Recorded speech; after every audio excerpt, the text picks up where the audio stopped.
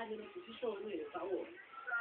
Hindi ba daw nakakasama sa posisyon ng mga nagtitinda dito sa tapat ng Quiapo Church? Ramdam na ramdam naman daw Kaninong bag yan? basbas mula sa pong Nazareno. Akin na yan. Napakalakas sa kanilang benta. Ay, very good. Akin na. Nagdadasal na kami, nagsisimba na kami. Galing na rin kami lamesa. So, ramdam niyo naman po ba yung biyaya? Ramdam na ramdam. Buti na daw po nito ang pinakalat ng Manila Police District para pangalagaan ang seguridad ng mga deboto.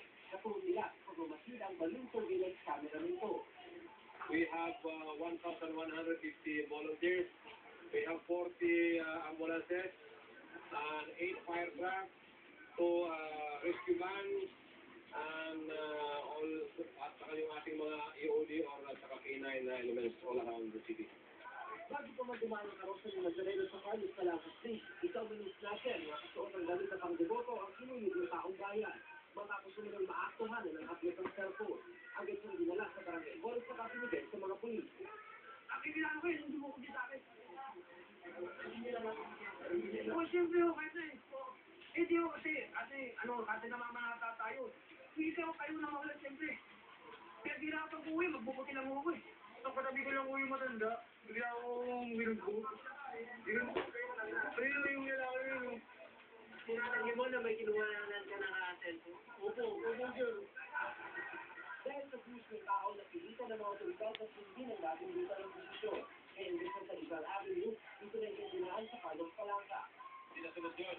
Dahil kanina yung blocking force namin ng more or less 200 personnel ng TPD as well as volunteers, one fire truck, one ambulance at the block at the corner of Palangka. Nakatubis was walked away by this devotees. Alay, tinulak kami. So that's been all. I have to remove all those obstructions.